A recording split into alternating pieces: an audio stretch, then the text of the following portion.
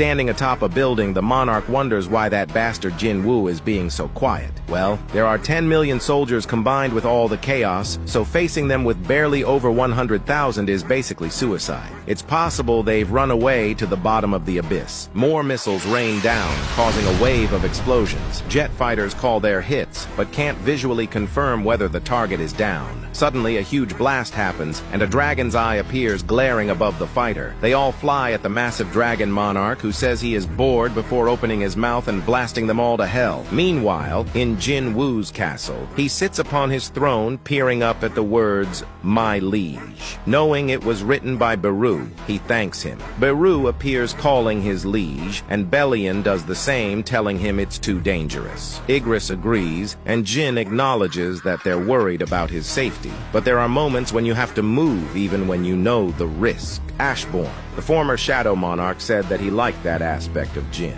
If he was in the same situation as Jin is now, what would he have done? Then, he won't stop doing what he has to do. Belian speaks, and Jin smiles forth, shocking the marshal, who thinks they resemble each other. He smiles and lets his head down before the three put their fists down and vow to accompany him till the end. Thanking them, Jin begins walking the halls and checks his phone. Belian asks if he should contact his family, but Jin disaffirms, saying that if he hears the voices of his family. Filtering memories, he smashes his phone, not thinking he'd be able to move forward. This arc continues. In Canada, a dragon hunts a jet through the skies. The pilot ejects just before the dragon catches it. While the jet crashes, the pilot parachutes down. Landing on level ground, he peers around a corner as a foot is strung up, only to see several demonic beasts lurking about. Watching cautiously, he feels something drip on his shoulder and looks up to see a demonic bug that then smashes into the floor as he flies out of the way. Catching a glimpse of a rifle, he sweeps it up and fires on the creature as it charges forth. But clicking out of ammo, he notes his predicament and accepts his fate before closing his eyes. However, as his eyes open, it's revealed the beast was cut in half. Looking forward, he spots Sung Jin Woo, who orders him to get out of there. The demonic creatures all lunge at Jin Woo, shocking the pilot, but Jin just stands there before using ruler's authority, dialing in and blitzing all of the creatures, cutting them up and de-limbing them. This is the first step in the war. Let's start from here. Arise, he says.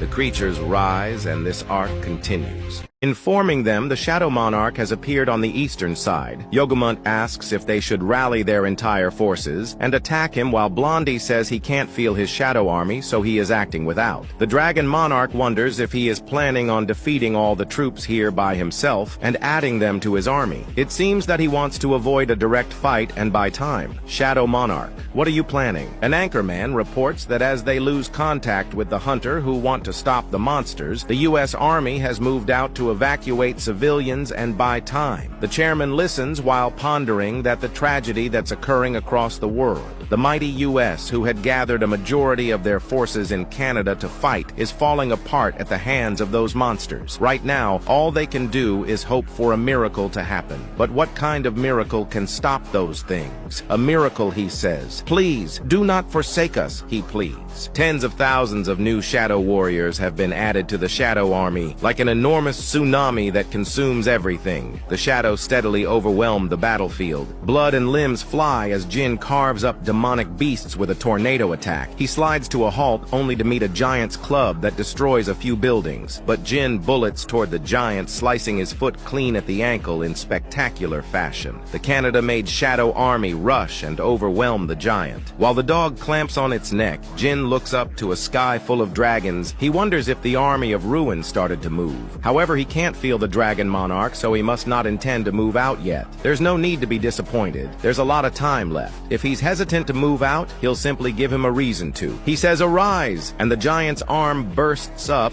grabbing a dragon straight out of the sky. Flame charging, a flame blasts right through the shadow, and a dragon questions, how dare these puppets made of mana try to stop the Dragon Monarch, and declares that he will get rid of them. However, Jin mocks the winged beast before dropping from his sky horse and chopping through the dragon's neck. The Dragon Monarch informs the others that Jin is growing stronger by the minute and orders them to attack, but tells the Monarch of Transfiguration to remain there and prepare a surprise attack on the Shadow Army. Don't miss out, he says. This arc continues. Unloading on the demonic creatures, the soldiers are told not to save any bullets because if they hit any limbs, at least they can hinder their movement. Squashing a soldier, a demonic insect chirps while an ogre closes in on soldiers. However, an arm punches it in the face, sending it flying back to the other beasts. Thomas says he's already fought these bastards in the dungeons and mocks the enemy army as soldiers cheer for the Scavenger Guild and the Goliath. However, he says, while looking over as someone notes that he's the human he saw back then. The ruler's wimpy underling who went against the beast monarch right before he died. He calls himself the king of monstrous humanoids, the Iron Body Monarch, and says that he's sure Thomas knows that he can behead him even before he blinks and asks if he's still willing to stop him. Thomas responds that he doesn't know, as he's always hated challenges anyway. Forming, Grand Marshal Bellion greets him, the king of monstrous humanoids. The monarch wonders how the Shadow Army is here and questions if they were hiding in the shadow of that human this entire time. He knows they were ambushed and must tell Antares, but why can't he contact him? Perhaps he sees Tusk and thinks that this isn't a tactic that came from the Shadow Army or the Shadow Monarch himself. This isn't the way of the Shadow Army, who would face their enemies, sentencing them to certain death. Gritting his teeth, he realizes this is the way of the humans and screams that Jin has no right to be a monarch. Baru responds that what he just said needs to get taken back and the price for slandering his liege is heavy. Iron Body questions, how dare a mere soldier stand in the way of a monarch, and Baru screeches back. Iron Body transforms into a golem before Baru. Meanwhile, Jin finally faces off against Antares. This arc continues.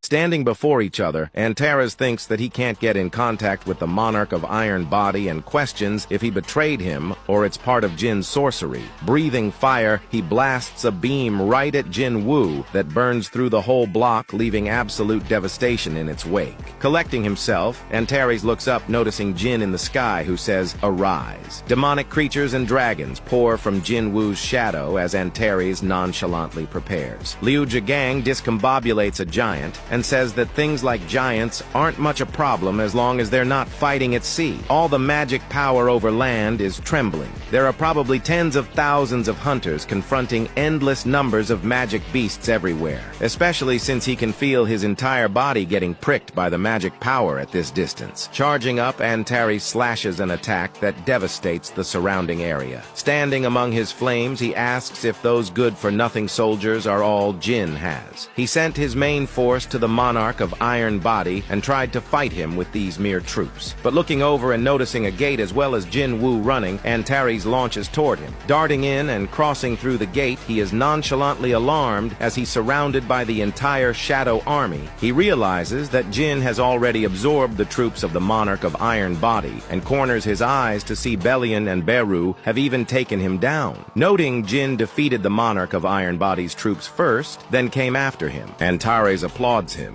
However, he calls the Shadow Monarch absurd.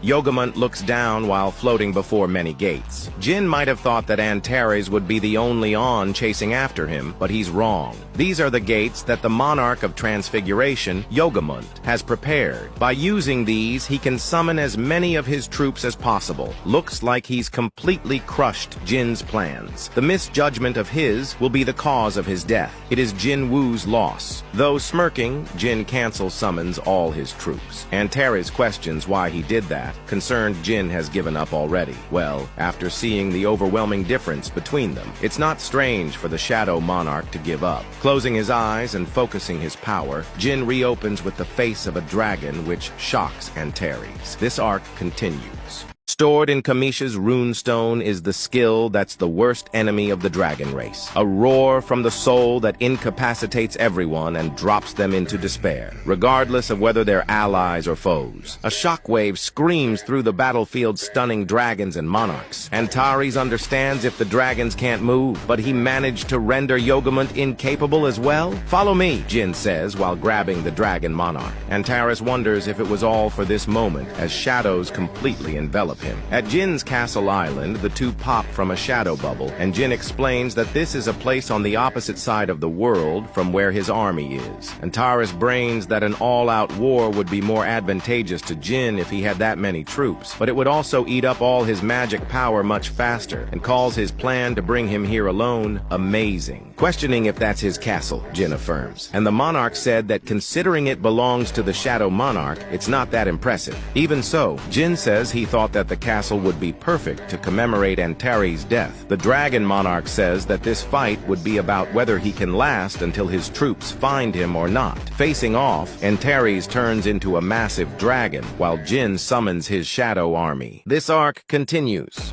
In a city, Norma comments on the flames of war being all over the U.S. territory. David says that all kind of mana are running wild and spreading throughout the region. He never thought Hunter Sung was telling the truth and questions what they are to do now. Norma points out that he's not the only hunter they have. Hunters from all over the world have thrown themselves into the battle. Whether they're E ranks or S ranks, the abilities of an E rank is slightly above that of a normal human. Surely they realize that, other than the fact that they carry around magical weapons unlike soldiers, they won't be able to contribute to the battle much. And it's not any different in the case of C rank and D ranks. When E ranks hunt one beast, D ranks would only be hunting 3, and C ranks would be hunting around 10. This is even the case for S ranks. Even though they may be capable of killing 1,000 of them, they will eventually perish like just another of the many stars. However, all the hunters look upon the bright sky as Selner says that when those individual stars fall and draw shapes in the sky, although very faintly, they show us the future. They call this hope, she says. In South Korea, an agent informs the chairman that Jin seems to have succeeded in luring them to a nearby uninhabited island in Japan. Jin Chul remembers Jin telling him something before, telling him that there is an uninhabited island, tens of kilometers in size, in which a gate of giants collapsed and an enormous amount of mana spread throughout its region. If the battle was to take place there, they would be able to minimize the damage done. Is that why he has been hiding in such a place all this time? The agent asks if he should dispatch a couple of hunters there just in case, and the chairman questions if they aren't all S-rank hunters in the US right now and wonders what kind of hunters they would send out. Smirking, he proposes E ranks. He asks the agent if he knew that at one point even Hunter Sung used to be an E-rank hunter. He knows that it's possible for an E-rank hunter to become a hero. This arc continues.